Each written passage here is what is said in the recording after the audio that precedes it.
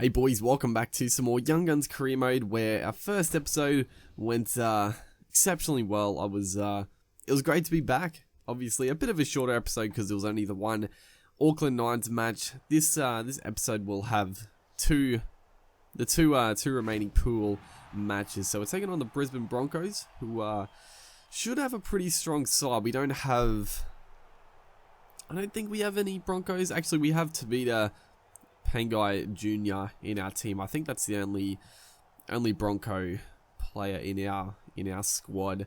I think our team is pretty much unchanged. The one bigger mission actually is Latrell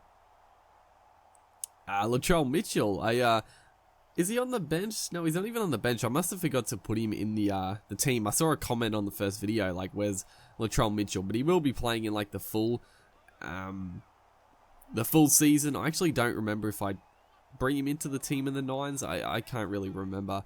Also, another thing I will mention, I will make a video talking about or showing you guys how to actually put a custom team into a career mode, because I did do the same thing with Rugby League Live 3 and it's pretty much the same thing, but I thought I might as well, I'll make another video just because there were a lot of comments, people asking how to do it, and it's much easier to make a video explaining it than like writing a fucking couple of paragraph long comments. As right here, a little unlucky to get pinged for a forward pass there, but again, you know, throwing the ball around, it is wet conditions, but this time last play, a bit of a switch of play there, and we had room to move, and it's funny because like it got knocked down and we had like, they gave like a zero tackle. Like, I'm surprised like weird ones like those aren't called like knock-ons, which is strange, but it's just a little weird thing about the game where sort of the passes get knocked into a player and they don't call them like knock-ons, but they are 6 to go.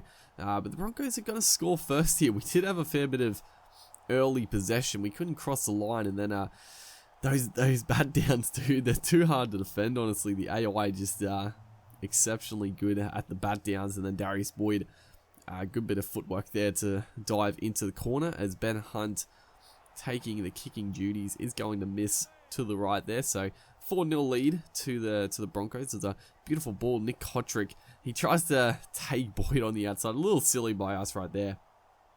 I should have just taken the tackle out. I don't know why I tried to beat him on the outside. There was no real chance of doing that.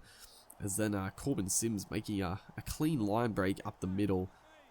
And the Broncos, again, a chance to put in an attacking kick, but a beautiful ankle tap there. Cohen Hess, actually, who was it? I actually don't know, but he came out of the line and a beautiful ankle tap is right there. A little flick pass, actually. It didn't result to too much, and it's going to be a 4-0 deficit, but felt pretty confident still. We can definitely score some tries with this team. A beautiful pass again.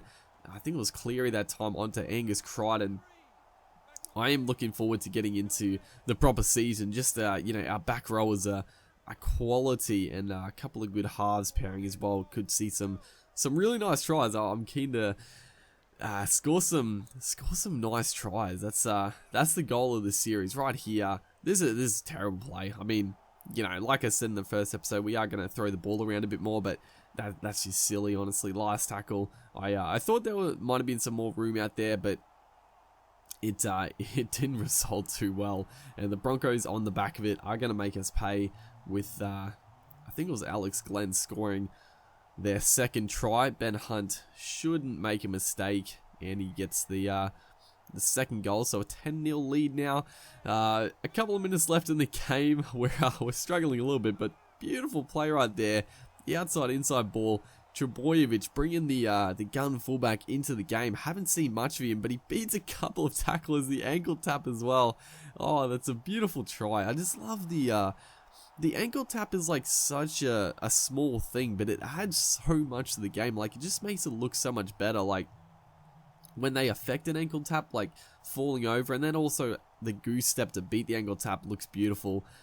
It just looks good in full flight, and Trebojevic bringing us back. It's a big miss though with Ashley Taylor. I should switch it. I don't know why I put Taylor to. I think I just forgot to change it. I will, when I remember to, I will put Cleary as the goal kicker. As again, trying the outside inside play. A beautiful ball to Matadia onto Kotrick, And he's going to go in for the second try. He's going to bring it around under the post. Poor play by the Broncos to let him get there for the bonus try to snatch victory.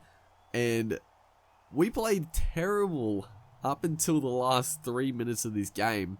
Our 2 tries at the end here were actually fantastic. Like, 2 of the best tries I've scored. Like that try right there, we actually got that variation of the inside play to work. It didn't really work off the inside play, but then the offload, I think it was Mataudia, I don't think it was Ponga, but Mataudia through the gap, and then a good little pass onto our superstar on the wing, Kotrick, and we win with 11-10. The completion's awful, but, you know, we're scoring some beautiful tries already in the Auckland Nines.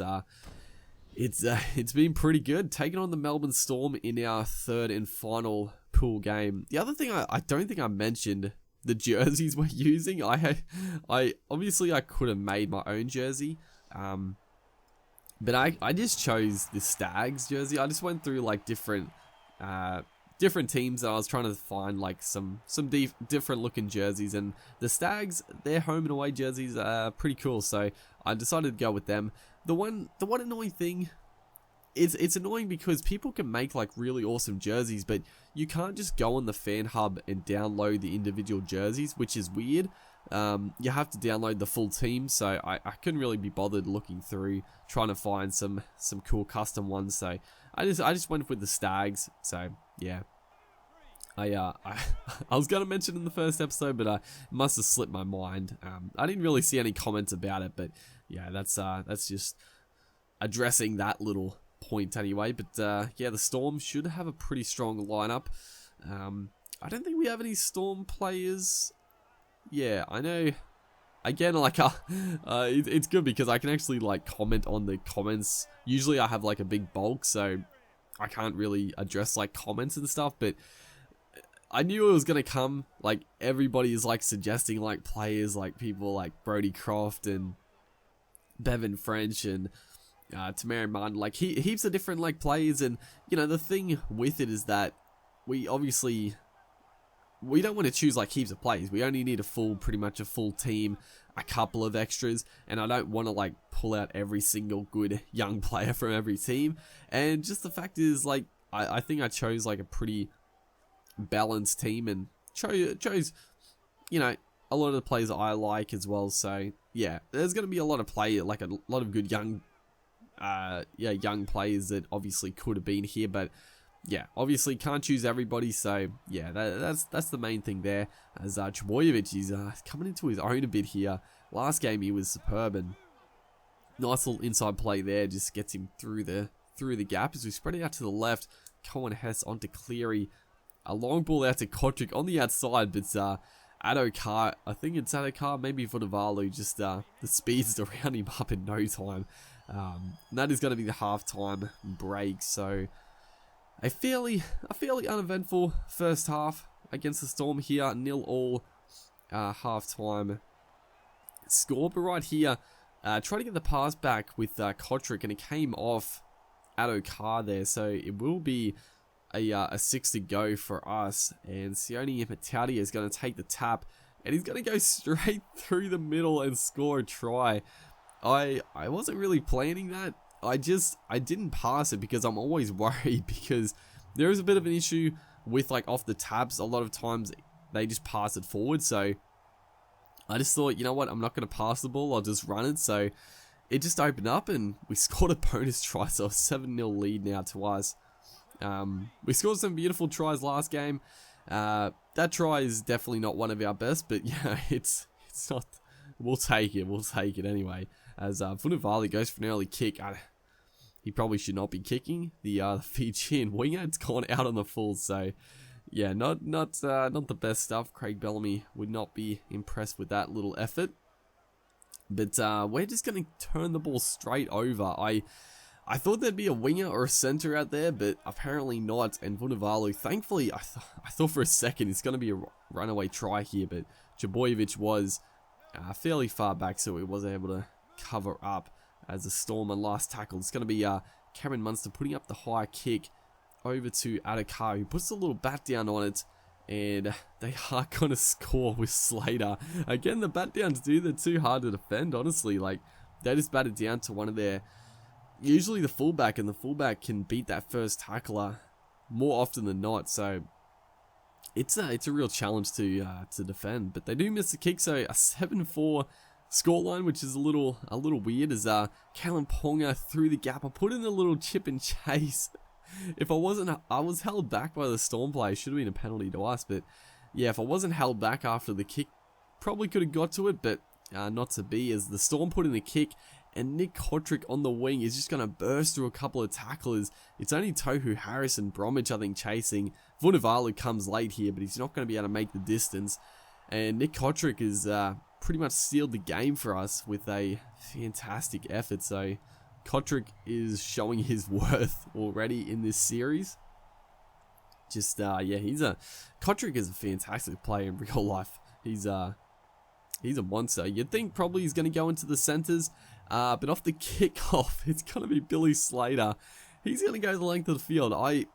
Honestly, I was very surprised, because usually the AI never, like, they always pass it. Like, they always pass it to a forward. So that's the main reason, like, why he beat the first few tacklers, because I was just planning to cover the forward, but Slater saw a bit of a gap, went straight through it, beat the one-on-one tackler, and then that was pretty much all she wrote. Is Cleary making good ground, but that will be the last play of the game. So we're going to go through to the finals undefeated. Actually, there is one more play in this game, and we turn it straight over. So a fairly emphatic start to the season with 3 wins here. The boys full of confidence. Hopefully you guys are enjoying the series. Make sure to like, and I'll see you in the next one.